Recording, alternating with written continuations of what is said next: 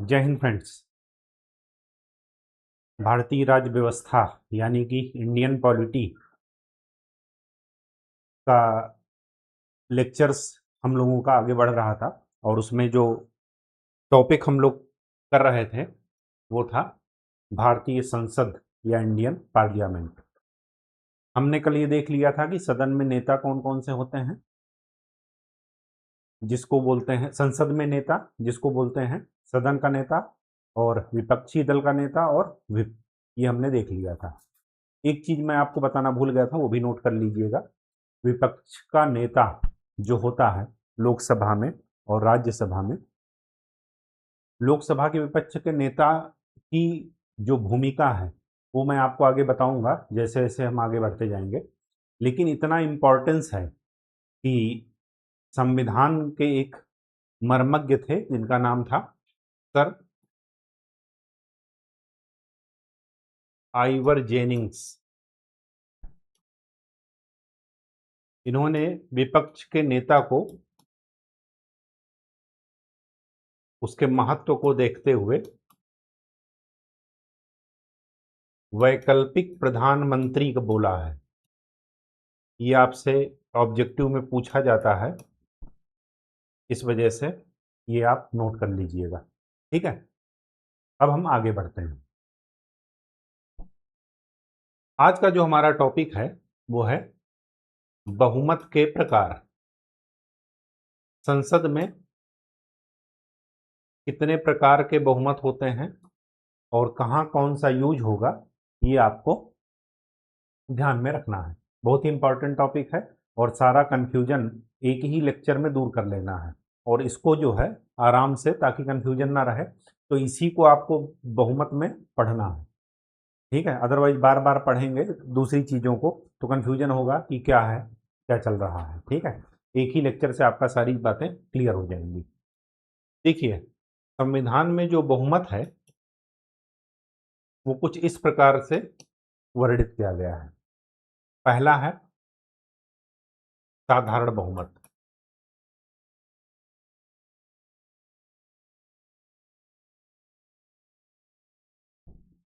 दूसरा है प्रभावी बहुमत।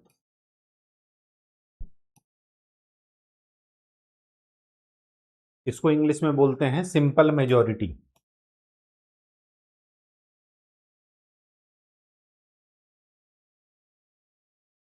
और ये है इफेक्टिव मेजॉरिटी।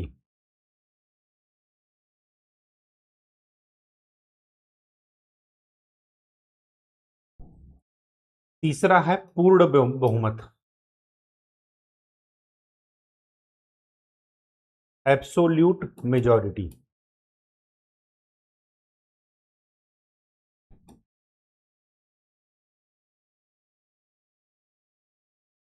और चौथा है विशेष बहुमत, स्पेशल मेजॉरिटी।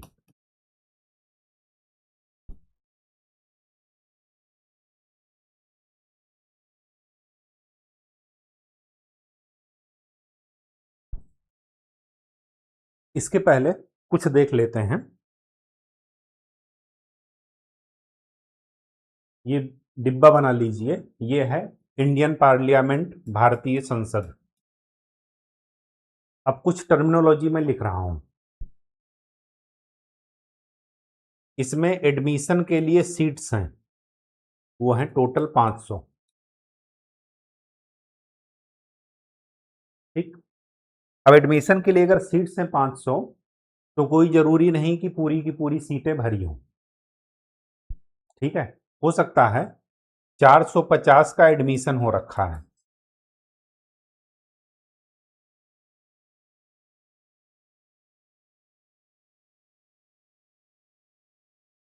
ठीक है, अब लोकसभा राज्यसभा में वो अपने आप अलग अलग होता जाएगा। ठीक है, अभी हम लोकसभा राज्यसभा नहीं कर रहे हैं, अभी एक सिंपल वे में इसको समझ रहे हैं कि एक क्लासरूम है इंडियन पार्लियामेंट, इसमें सीट्स हैं 500 और एडमिशन हो रखा है 450।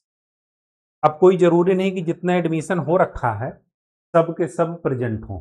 मान लेते हैं कि प्रेजेंट जो हैं वो हैं 400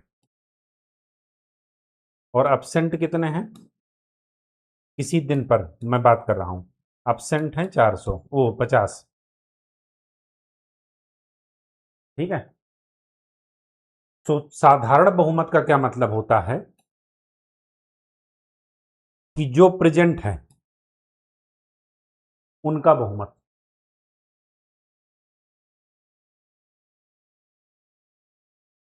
उपस्थित और मतदान करने वाले सदस्यों का बहुमत। और बहुमत का क्या मतलब है? सीधा सा मतलब यह है कि 50% प्लस वन, बस। तो 400 का आधा कितना हुआ? 200। 200 में एक जोड़ दीजिए तो 201 जो बहुमत हुआ वो साधारण बहुमत हुआ। प्रभावी बहुमत का क्या मतलब है? प्रभावी बहुमत का ये मतलब है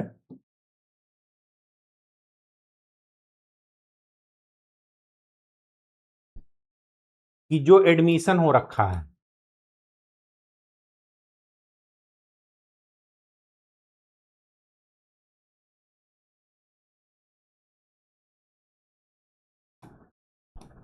इनकी मेजॉरिटी।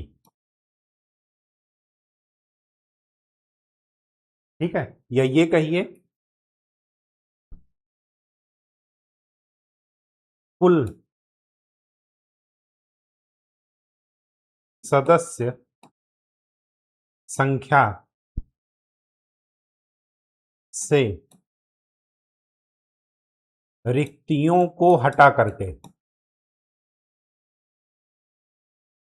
जो वैकेंट सीटें हैं उनको हटा करके बची हुई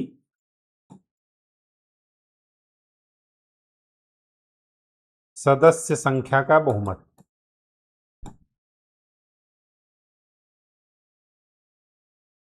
तो टोटल सीट है 500, 500 में से 50 तो वैकेंट हैं, क्योंकि जो एडमिशन हुआ है वो 450 का हुआ है। तो 450 का जो मेजॉरिटी होगी वो होगी इफेक्टिव मेजॉरिटी या प्रभावी बहुमत। तो 450 का आधा क्या हो गया?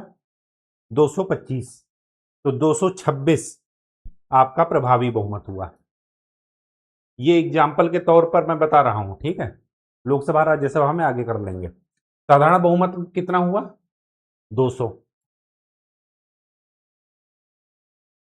ये जो प्रेजेंट एंड वोटिंग वाला है सिस्टम है, प्रेजेंट एंड वोटिंग वाला, उसमें का जो मेजॉरिटी होगी वो होगी साधारण बहुमत। पूर्ण बहुमत क्या हुआ? कि टोटल सीट्स का बहुमत।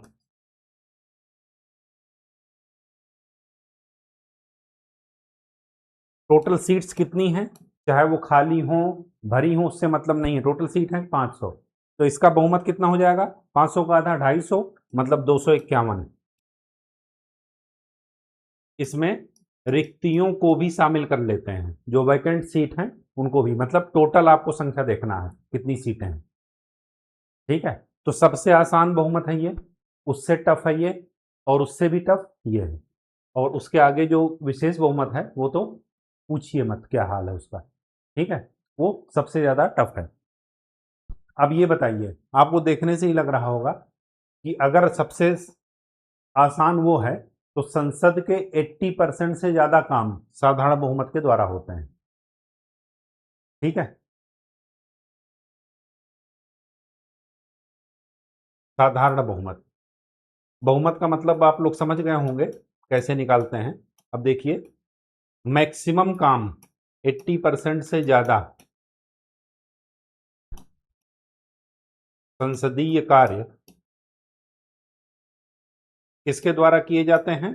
साधारण बहुमत के द्वारा किए जाते हैं।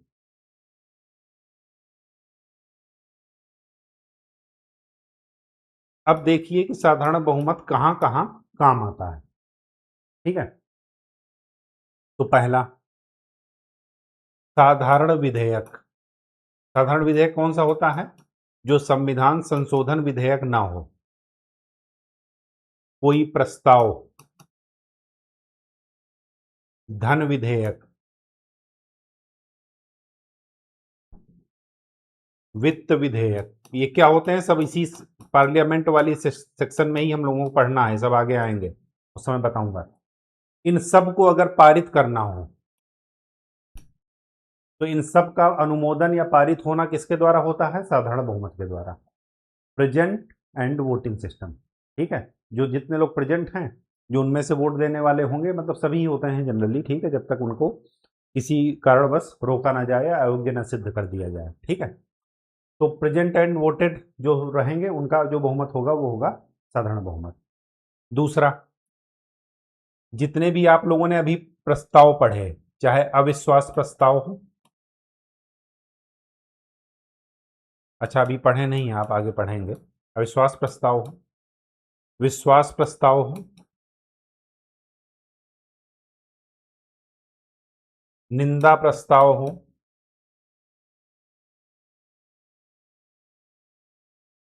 ध्यानाकर्षण प्रस्ताव हो,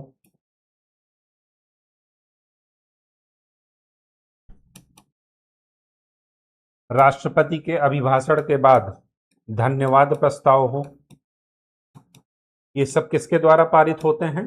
साधारण बहुमत के द्वारा। ठीक। तीसरा, एक और लिख लीजिए यहीं पर, स्थगन प्रस्ताव।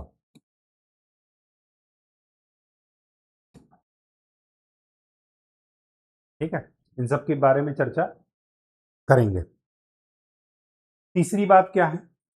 लोकसभा में, एलएस का मतलब लोकसभा, आप पूरा लिखिएगा, लोकसभा में उपराष्ट्रपति को हटाने का प्रस्ताव।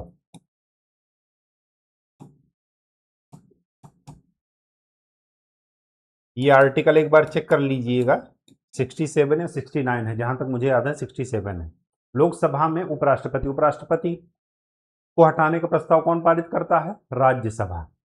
किस बहुमत से करता है वो आगे बताएंगे, लेकिन उपराष्ट्रपति में भी मैंने बताया था, आपको याद हो या ना हो, लेकिन अभी यहीं पर भी आ जाएगा। लेकिन उपराष्ट्रपति को अगर लोकसभा में हटाने का है प्रस्ताव तो लोकसभा में साधारण बहुमत के द्वारा पास होगा। ठीक है, तीसरी बात, चौथी बात,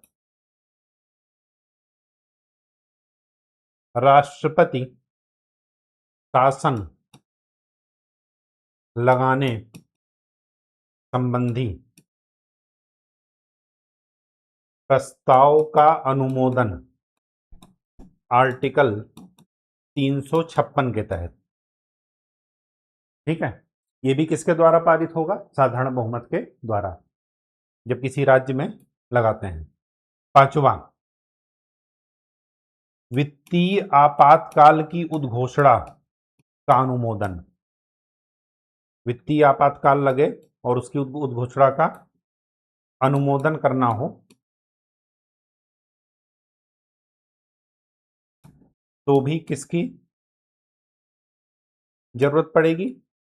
साधारण बहुमत की। ठीक है, यह है आर्टिकल 360। आपातकाल तीन ही होते हैं, 352, 356, 360। तो 352 वाला कौन सा है? 352 में क्या है कि जब राष्ट्रीय आपातकाल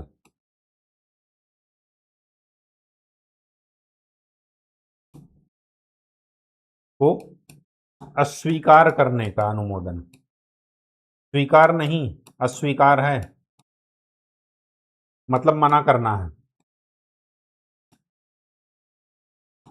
तब उस समय साधारण बहुमत से काम चल जाएगा। ठीक है, और इसको ऐसे भी सोचिएगा, राष्ट्रीय आपातकाल में मूल अधिकार, खाली दो मूल अधिकार बचते हैं, ये आपको पता होगा। ठीक है, अब अगर आपको हटाना है तो इतना लंबा प्रोसेस क्यों करेंगे? साधारण बहुमत लगा करके हटा देंगे। ठीक है, 7th नंबर, लोकसभा और नहीं, लोकसभा के अध्यक्ष और उपाध्यक्ष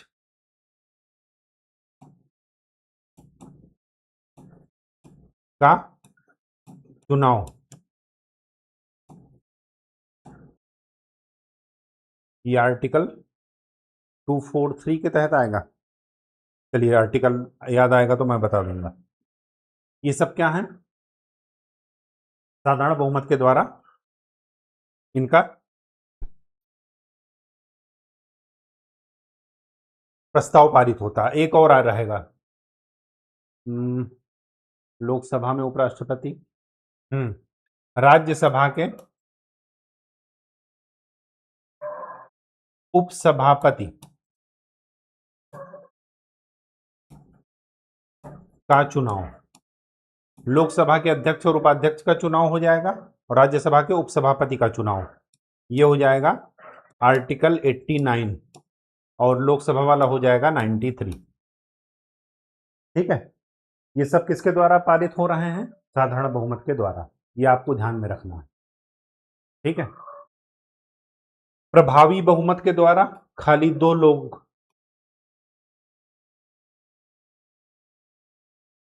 प्रभावी बहुमत के द्वारा खाली 2 लोग का, 2 नहीं 4, लोकसभा और राज्यसभा, राज्यसभा के सभापति और उपसभापति, लोकसभा के अध्यक्ष और उपाध्यक्ष।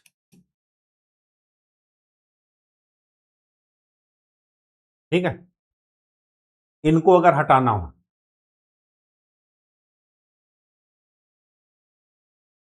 पद से हटाने का प्रस्ताव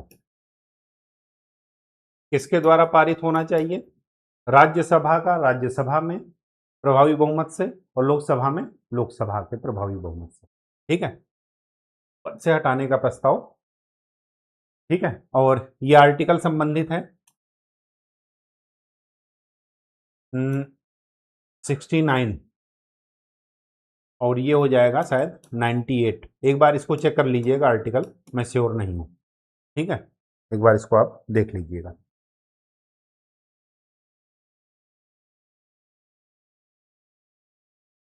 ठीक है, अब क्या आया? पूर्ण बहुमत।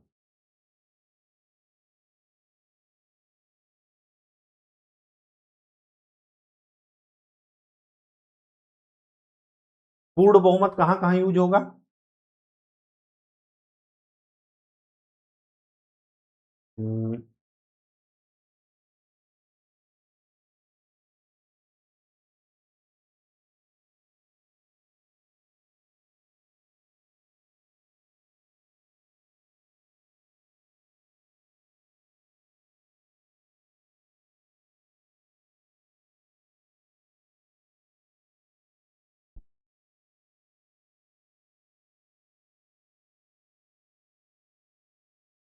एक मिनट जरा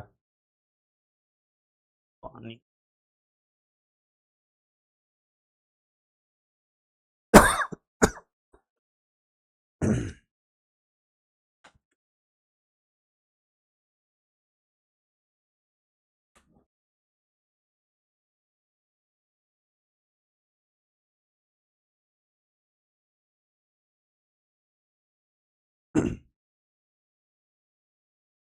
चलिए, पूर्ण बहुमत, हाँ, पूर्ण बहुमत। पूर्ण बहुमत क्या था? टोटल सीट्स का बहुमत। अब इंटरेस्टिंग बात यह है कि इसका संविधान में अलग अलग मामलों में जिक्र है। कौन कौन से मामले हैं? तो इसी को आगे बढ़ाइए।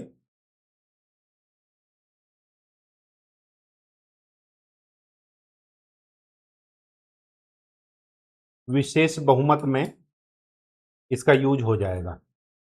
विशेष बहुमत में आप 3 कॉलम बनाइए। विशेष बहुमत 1, विशेष बहुमत 2 एंड विशेष बहुमत स्पेशल मेजॉरिटी 3। ठीक, पहला वाला जो विशेष बहुमत है इसमें क्या है, इसमें आपको ध्यान में रखना है प्रत्येक सदन की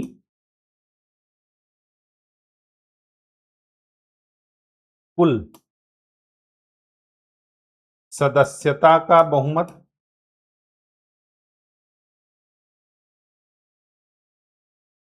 एंड, और नहीं है एंड का मतलब दोनों कंडीशन एक साथ फुलफिल होनी चाहिए, उपस्थित और मतदान देने वाले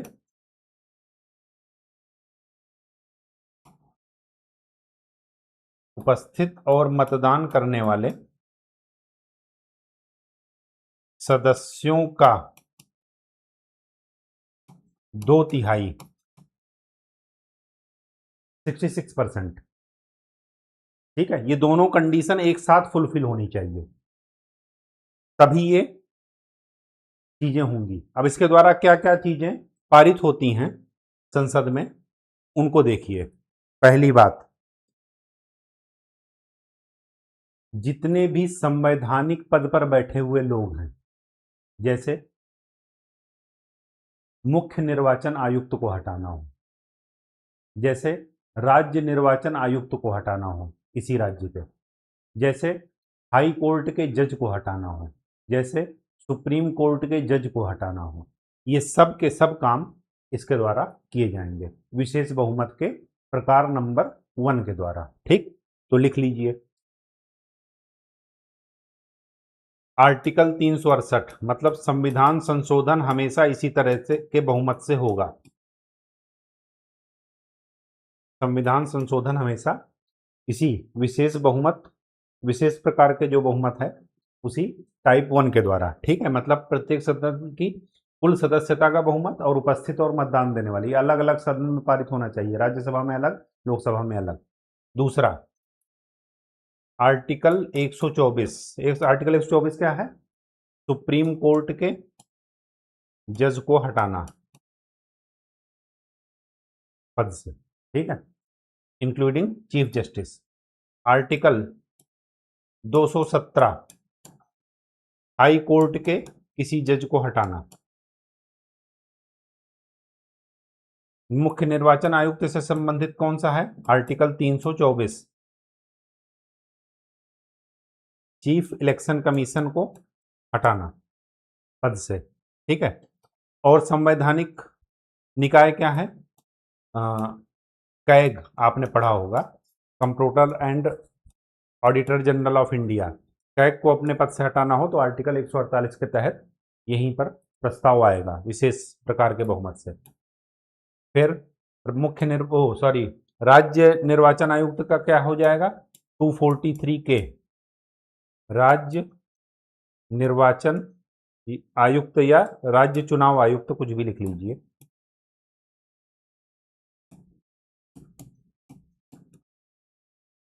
को हटाने का अगर प्रस्ताव है तो भी विशेष बहुमत के द्वारा आएगा। और सेवेंथ, अगर आपको राष्ट्रीय आपातकाल लगाना है, राष्ट्रीय आपातकाल को लगाने की अनुमति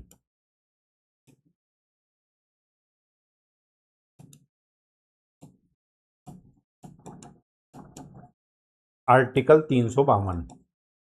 अगर हटाना है तो साधारण बहुमत से हट जाएगा, लेकिन अगर लगाना है तो आपको विशेष बहुमत ही चाहिए।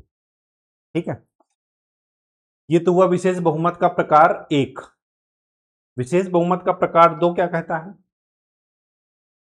विशेष बहुमत का प्रकार 2 ये कहता है, इसमें आते हैं राष्ट्रपति का महाभियोग।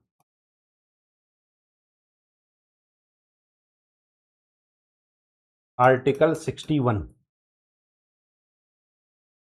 इसके तहत क्या है, प्रत्येक सदन की कुल सदस्य संख्या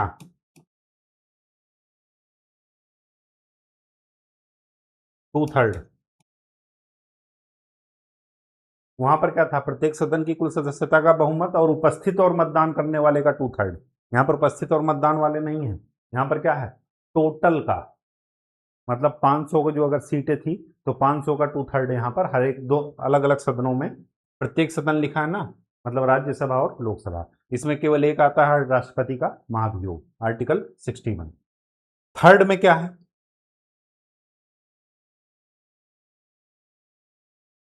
उपस्थित एवं मतदान, मतलब ये जो ये वाला है, कौन सा, उपस्थित और मतदान वाला कहाँ गया है, वो है ये 400, उपस्थित और मतदान करने वाले सदस्यों का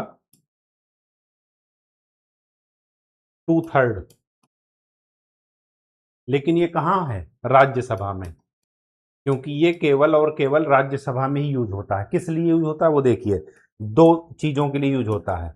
अगर आपको आर्टिकल 312 के तहत ऑल इंडिया सर्विसेज का सृजन करना है तो उसकी एब्सोल्यूट पावर किसके पास है, राज्यसभा के पास, कि राज्यसभा इस उपस्थित और मतदान करने वाले सदस्यों के 2/3 सदस्यों के बहुमत से प्रस्ताव पारित करेगी, फिर लोकसभा में भेजेगी, लोकसभा उसको सिंपल मेजॉरिटी से करे, उससे वो पास हो जाएगा और फिर ये ऑल इंडिया सर्विसेज बन जाएगी। दूसरा, राज्य सूची के किसी विषय पर अगर कानून बनाना हो, किस समय, आपातकाल के समय या जनरल के समय भी, तो यहां पर लिखिए राज्य सूची के विषय पर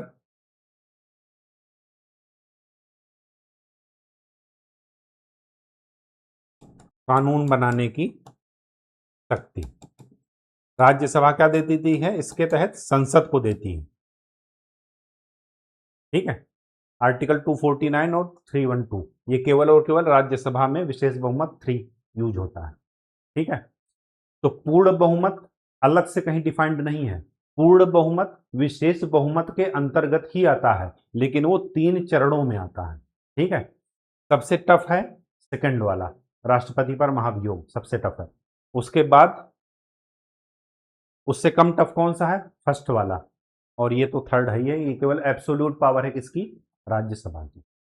ठीक है, तो ये है संविधान में बहुमत, इनको एक चार्ट बना लीजिएगा, इसमें कंफ्यूजन मत रखिएगा, क्योंकि राष्ट्रपति पढ़ेंगे तो अलग वहां पर लिखा रहेगा, संसद पढ़ेंगे अलग लिखा रहेगा, उपराष्ट्रपति पढ़ेंगे अलग लिखा रहेगा, और जब बाद में कंफ्यूजन पर आएंगे तो सब गायब हो जाएगा, सब आपस में मिक्स होते जाएंगे।